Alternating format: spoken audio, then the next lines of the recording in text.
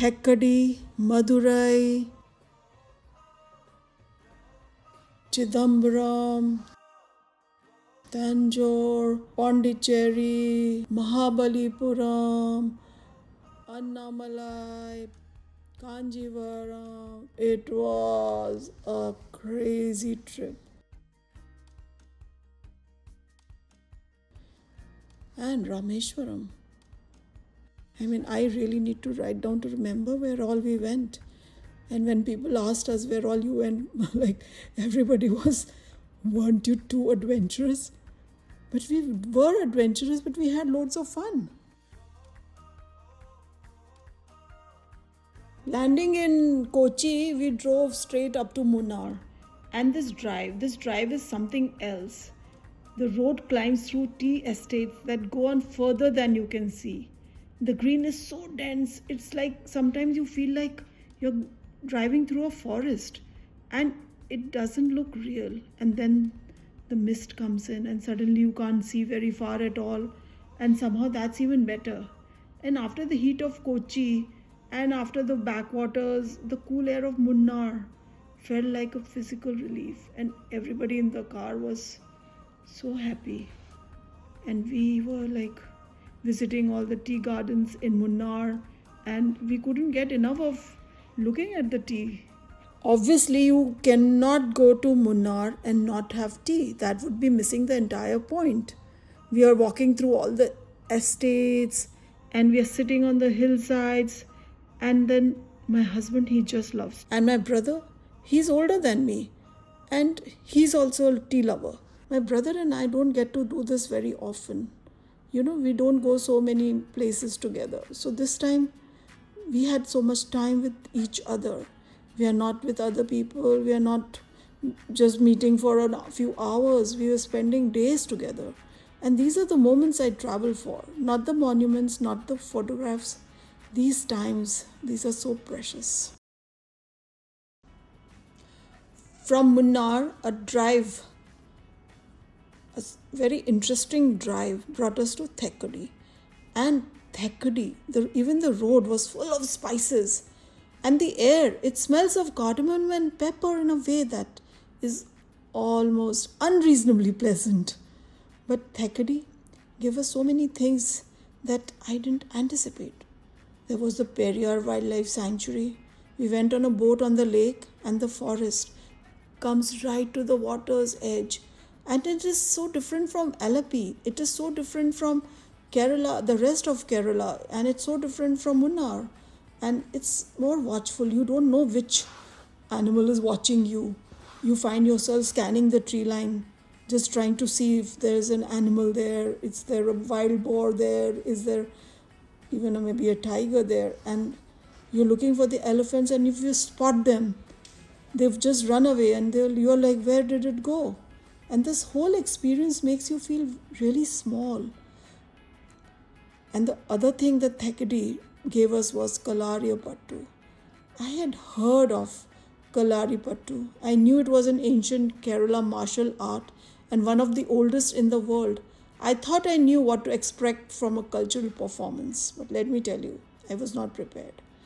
These performers move like the law of physics are merely suggestions.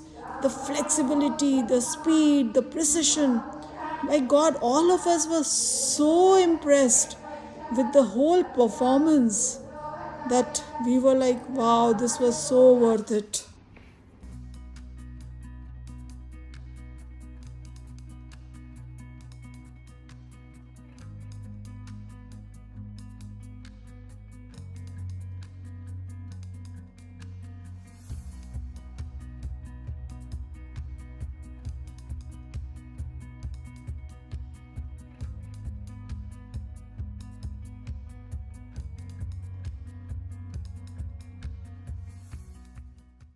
Chidambaram, it was a place that I was not prepared for. It's not a temple you look at. It is a temple you stand inside and you get lost, trying to understand what you're looking at. The Nataraj temple, dedicated to Shiva as the cosmic dancer and one of the Panchabhut Sthal. the 5 elemental temples of Tamil Nadu. And this one is Akash, space, the sky, the void, which sounds abstract until you're standing in front of the Chidambaram Rahasya, the secret of Chidambaram, which is a curtain. That's it, a curtain behind which nothing is visible, the presence of the formless. I'm standing there. I don't know what to expect. All of us are like, what are these temples? These temples are patient with our questions. We are reading the inscriptions and we are just taking it all in. But Chidambaram got under my skin. The stone was so hot and we just were running on the hot stone, but it was so much worth it. From Chidambaram, we drove to Tanjore, if you're being precise. And I have seen photographs of the Brihad Ishwar temple. I have heard about it. Most people have. That tower, the Viman, it's everywhere. You see pictures. You think you know what a photograph it's going to be, but the photographs don't prepare you for the grandness. And when you stand in front of you understand what it means. What is the Brihadishwar? Means a big god. This temple is 1,000 years old. It was built by Raja Chola I. The main tower is 66 meters high. The single stone as its top, the Kalash, weighs not 1, not 2, not 8. It weighs 80 tons. And they built it without modern machinery. The shadow of the tower, according to the ancient texts, falls only inward, never outward. I didn't see that, but I've heard this. But the idea to make a building that contains its own shadow tells you about the ambition of what was built here. It was so grand. It was so great. It has to be seen, to be witnessed. The Nandi was humongous. The Shiva Linga was amazing. It was so big and so grand. Then we went to Rameshwaram. If you've been, you know. And if you are not been, I'm going to try to tell you what it's. So Rameshwaram sits at the tip of a narrow island connected to the mainland by the Pamban Bridge. Now we drove over water to get there. The sea is on both the sides. You can feel that you're entering a different kind of place even before you have arrived. And the Ramanath Swami temple is one of the 12 Jyotirlings. And it has the longest temple corridor in India. Over 1 kilometer of pillared walkways. You walk through them and the light comes at an angle and the columns go on and on and on. And it's a particular quality of the silence that you cannot describe. It's not really quiet. It's something really older. And you feel so small. You feel so tiny. We did the sacred wells inside the temple, 22 of them. We had a Panditji who was putting water on us and we were drenched completely. And it's like you have 22 different wells that water comes on you. And then we went to the sea. The Agni Tirtham, the beach at Rameshwaram. And I stood in the water and looked at the horizon and thought, Sri Lanka is there and I'm coming sometime soon. And Ramayana happened somewhere here. And even if you are not religious, Rameshwaram does something to you. It doesn't feel like you're visiting a place. It feels like you're going back into history, into mythology. And it's a place that changes you. We came back to the coast and then it was time for Mahabalipuram. Mahabalipuram sits right on the Bay of Bengal. This is a different type of history from the living temples we had been visiting. This is archaeology. It is like the 7th century structure built by the Pallav dynasty, and it's cut directly into the rock and out of standing boulders from the earth itself. And the shore temple stands at the water's edge. And the sea has been eating at it for 1,300 years and it's still standing. It's remarkable. The Arjun's penance, the largest bas relief in the world, carved into a single rock face at, in the 7th century, shows a scene from the Mahabharata and also everyday Pallav life. Elephants, animals, celestial beings, ordinary people, all carved together as if everybody is sacred and everybody is the same. And maybe they are, Mahabalipuram felt like intense. The stones, the butterball, it's like amazing. And the sea breeze helps too. And so does the coconut water. After Mahabalipuram, my brother and sister-in-law went back to Delhi. They had had enough of traveling so extensively from the west coast to the east coast and so many places in the middle. So much to take it all in one trip. And they are not used to so much traveling. But me being me, I told my husband that I have to go to a few more places. And the places were Pondicherry and Tiruvannamalai, the Annamalai Hill, and Kancheepuram. I had to buy saris too. Now the last stop, Kancheepuram. Kanchi, one of the 7 sacred cities of India. City of 1,000 temples. They mean it like they take it like this, like you say 1,000, we'll give you 1,000 and plus. And it's also the silk capital. It is hand woven silk saris, and they have been doing it for generations.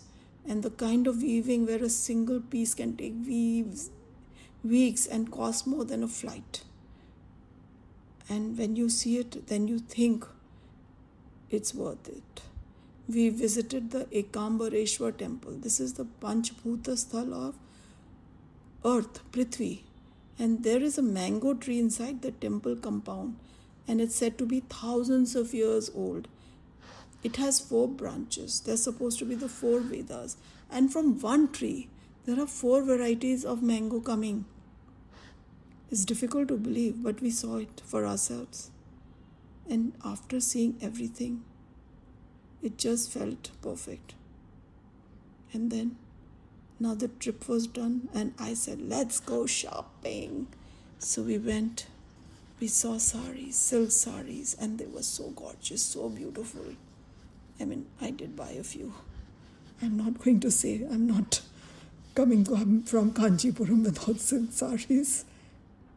Next was the Meenakshi temple. Jasmine vendors, morning crowds, filter coffee. From Thekkady we crossed into Tamil Nadu and drove to Madurai. And Madurai does not ease you in. After the quiet forests and misty hills of Kerala, it's a city that hits you immediately. The color, the noise, and the sheer density of it. And the Meenakshi temple is not just a temple, it's a city inside a temple. Thousands of years of faith compressed into stone and paint and crowds and sound. And it is completely, utterly overwhelming in the best possible way. We went in and the gopurams were beautiful. I have seen so many temples in my life, but this one made me quiet. And if you know me, that's saying something. And Madurai, the food was so good. We ate the thalis and we couldn't. So I had to do 3 more places on my itinerary before I was ready to head back. South India is doing that to me. I'm like 3 more places, more days on the road. My husband, me, and it's like, is it a pilgrimage or is it a holiday or it's going to be a shopping trip? And I had been to South India before, but just didn't want to go back. And then it was Pondicherry. And Madurai is ancient and devotional and loud, and Pondicherry is the complete opposite. It's quiet, unhurried, and it has a quality of making you feel like time has slowed down, especially for you. The French Quarter. So French, white walls, colored shutters, bougainvillea falling over every grate. It's genuinely beautiful. Just not trying to be beautiful, it is. And so French, so chic. And we walked quite a bit. And my husband doesn't like walking so much. I like walking. But then he was also like very happily walking because it was so interesting. And that's what tells you what Pondicherry was about. The promenade along the sea in the morning is one of those simple pleasures that stays with you. People sitting, doing nothing, watching the water. We joined them. Nobody performed. Everybody was just there. We ate at a small coffee shop, had coffee, and just relaxed. And I think this was one of the nice moments. And then we headed to Arunachal.